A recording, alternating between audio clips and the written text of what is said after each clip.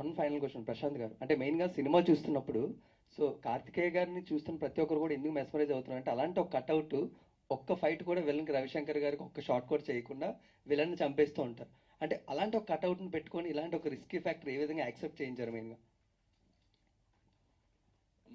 అంటే I don't know అండి. అంటే మేబీ పాండమిక్ తర్వాత ఆడియన్స్ వ్యూయింగ్ మారిపోయిందండి అని అనిపించిందండి నాకు. అండ్ కట్అవుట్ ఉంది కదా అని ఫైట్ పెట్టకూడదు సార్. అట్లా చేస్తే ఇప్పుడు జనాలు ఎవరు చూస్తలేరు. నీడ్ లేకుండా స్క్రిప్ట్లో ఏది ఉండకూడదని నేను బిలీవ్ చేసింది అది. యాక్చువల్గా అది అది పెద్ద నా గ్రేట్నెస్, నా ఫూలిష్నెస్ ఏదైనా అయ్యి ఉండొచ్చు, కానీ దాన్ని యాక్సెప్ట్ చేసినందుకు మనోడిది మాత్రం ఖచ్చితంగా గ్రేట్నెస్ అది.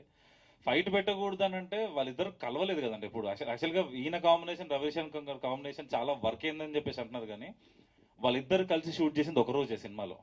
క్లైమాక్స్లో మాత్రం వాళ్ళిద్దరు కలుస్తారు, మిగతా అంతా సపరేట్గా ఉంటారు. Because they both are very very good actors. నాకు ఆ సీక్వెన్సెస్ అట్లా వర్కౌట్ అయినాయి. So thanks to both of them, అంతే అండి. సెకండ్ హాఫ్ అంతా వాళ్ళిద్దరే కదండి. అదే అండి పర్సెప్షన్.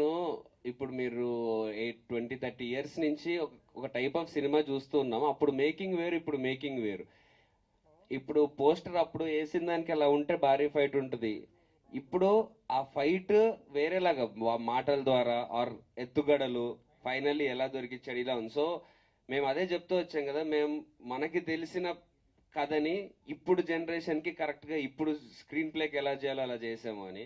సో మీకు అందుకే old school things, old school emotions అవి కనిపిస్తాయి. At the same time making చాలా న్యూ ఏజ్ ఉంటుంది. అదే మేము అటెంప్ట్ చేసింది. Okay, one more question to Prashanth గారు. అంటే సెకండ్ హాఫ్ మొత్తంలో జాగ్వార్ కార్ చాలా చాలా important. It's old car of Prabhas గారు అని చాలా ప్రమోషన్స్ లో కూడా చెప్పడం జరిగింది. అంటే యూవీ కాన్సెప్ట్స్ లో ఖాళీగా ఉందని ఆ కార్ని తీసుకురావడం, what is the back story of that?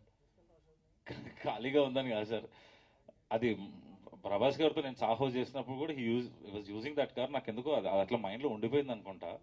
So చేసినప్పుడు ఆ జాగ్వార్ అయినా రాసుకున్నా, లక్కీగా అదే కార్ నా స్పాట్కి వస్తుందని మాత్రం అది అనుకోలేదు. మేబీ ఇండైరెక్ట్గా ఆయన పార్టీ అయినట్టు అనిపించింది నాకు ఈ సినిమాలో. So yeah.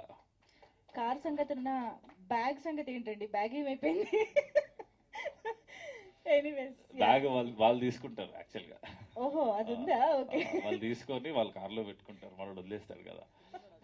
yeah, thank you so Thank much. you. Thank you so much, media friends, for this lovely conversation.